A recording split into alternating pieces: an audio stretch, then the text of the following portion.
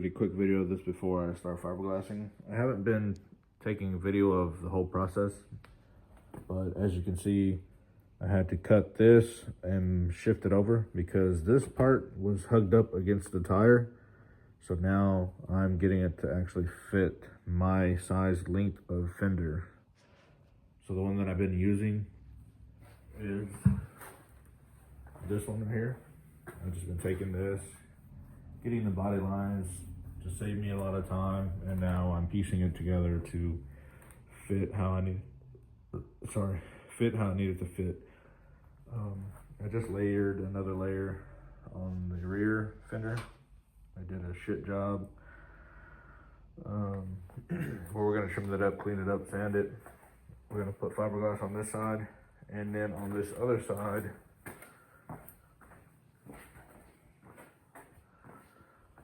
I cut that side. As you can see, I was going to do the same thing that I did on the other side, but I ended up cutting it too much and I messed it up. So that's why there's fiberglass, new fiberglass on that fender right there, because we're gonna take that piece off and come over here and mock it up. That way we can have both sides ready to fiberglass and start putting layers on there. And then also you can see the front bumper mold that I'm going with as well, as I'm just going with the simple, just flow into the bumper and then flow into the headlight. It's kind of hard to tell, but once I sand it and everything, maybe you can see a little bit better. I have the garage door closed right now because it's a little windy and cold outside, but let me sand it down, get everything mocked up, and let me find some extra Cleco pins. That way I can mock that one up to match the other side, and then I'll give y'all another look at what it looks like. But I will have to layer more layers, and I still have to finish around the gas cap of the rear fender still. That's actually kind of hard for me to do, and it's been taking me a long time because, as you can see, I have to find a way to connect this piece to this piece, but I need to get rid of this middle piece. It's kind of bent. Let's see, it's already hard, and that I need to get rid of. I need to find a way to like make it flow, just, you know, elevate down, and then I'll find a way to add fiberglass in here too, so that way you're not actually looking at the bumper. It's kind of like, you know, it's got more fiberglass in here blocking it off, but also being able to use this. So obviously I need to cut some more. I need to make the hole a little bit wider in order for me to open this gas cap. Then I have to find a way. I need to finish this bumper, but it's not all the way supported. It's just kind of hanging in there. But I will have to put a rivet to hold this down to where I need it, but also keep this fender flare out, so the tire, if it does tuck in, it's not going to hit right on it. It's just going to tuck under. And I have to fix that part right there. As you can see, it just kind of just cuts off right there, but I'll have to angle it better, make a wider wheel well. I just haven't gotten to that yet. As you can see, it's been sitting so long, it's starting to pull off of the door. So I need to put a Cleco pin in there to hold it together, put more layers on. That's just where we are right now.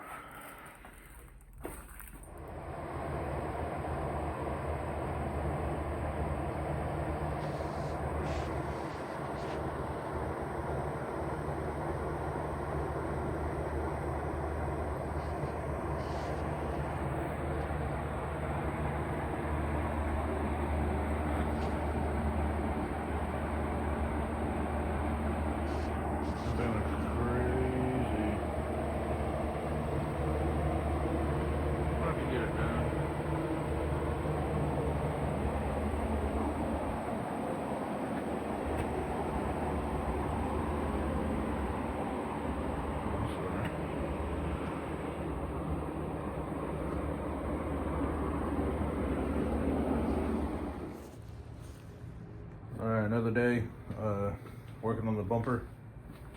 Trying to clean up some of this that I had made a mess with on the epoxy. This side was done good, but this side is actually lined up wrong. So I had just now fixed it, trimmed it up, got it to where all of it fits kind of flush now. It was overlapping, kind of like this. This bumper was just sitting right over it, so I didn't like that, so I trimmed it, made it fit in this.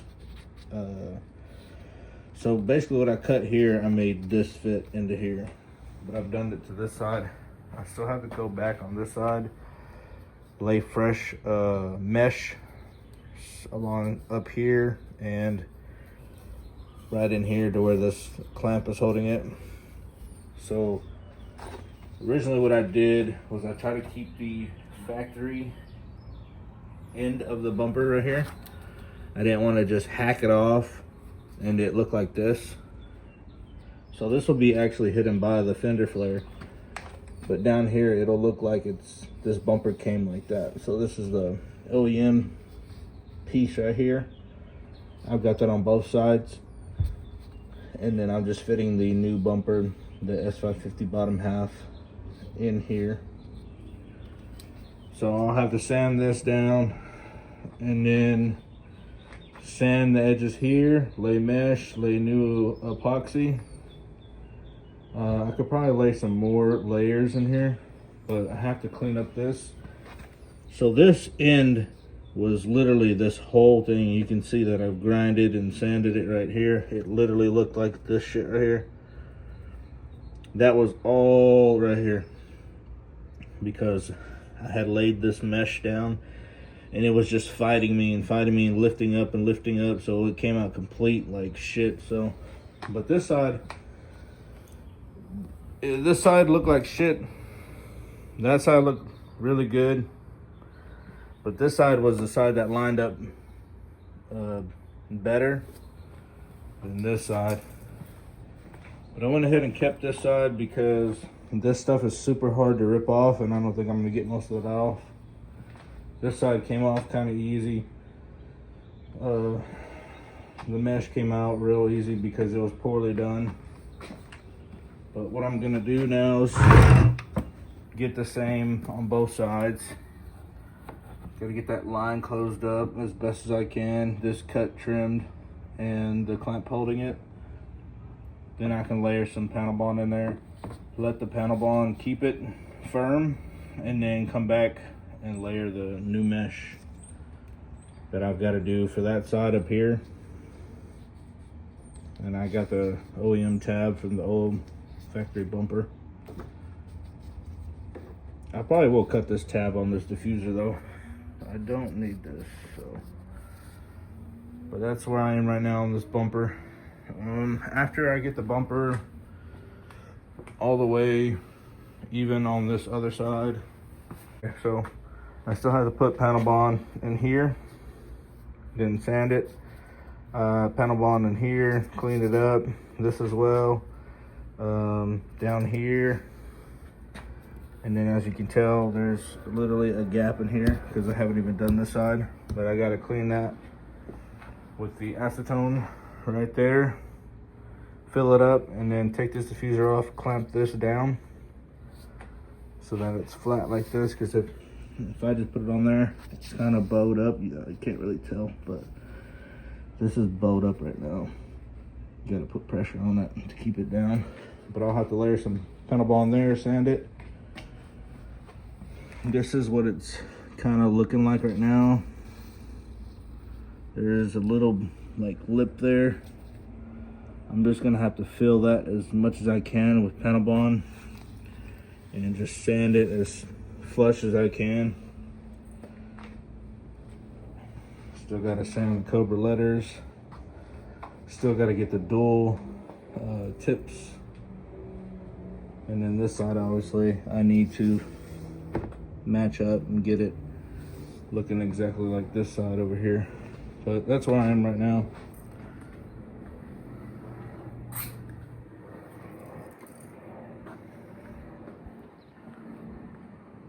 Got the new bumper on, Cervini. So bit different. Now it doesn't hug up to it, but I can do what I want now. Now that I have this piece right here, I can actually add this into the bottom piece that I've been waiting to do. But I'm gonna hold off on that because not everybody's rocking the Chevy knee bumper. So the Cobra bumper, it matches the GT bumper on the side right here.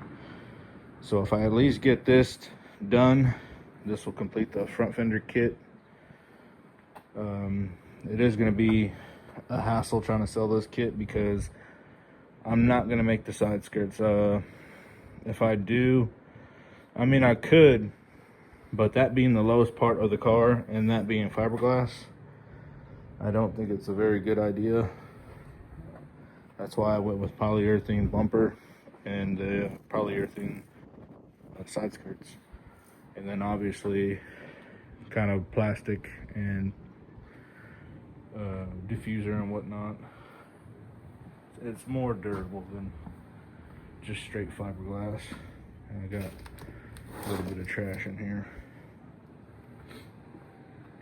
Still got to do the rear fender.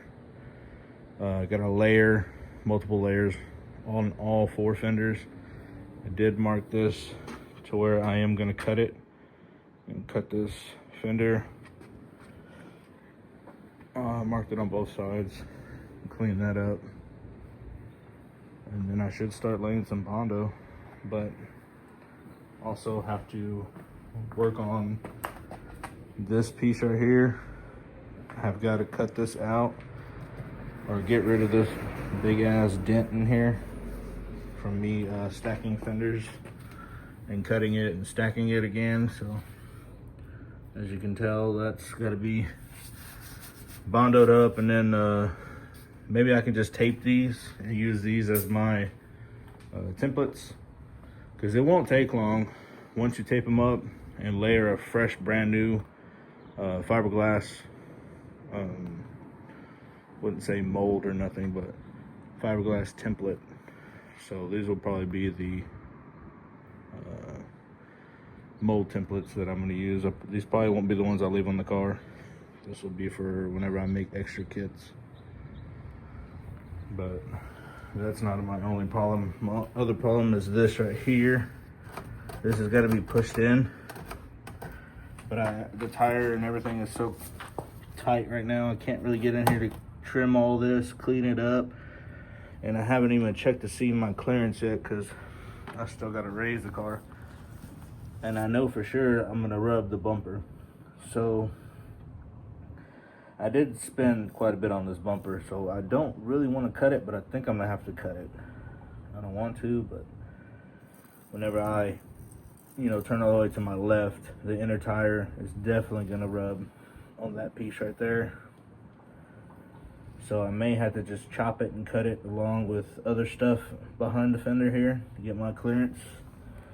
Just haven't got that far yet. I did order my new lips and barrels, so those will be coming in. We'll finally get that taken care of later on. This tire is leaking air, so it keeps going down, and it makes a tremendous difference when this is low on PSI, because when this drops down low, all the fenders and all the levels that I originally had, they move. So when this goes down in this corner, this fender drops, and those 2 fenders over there, they raise up. So when I put air in it here, it levels everything out, and then I can go, add on, trim it up or whatever. It's just that this car is dead.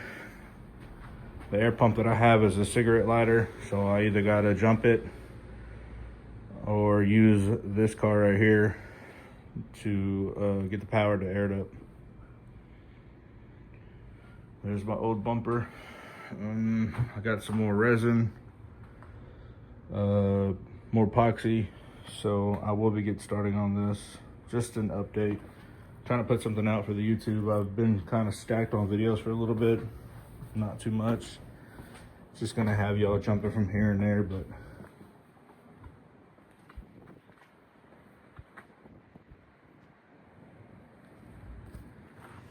And that's where we are so far.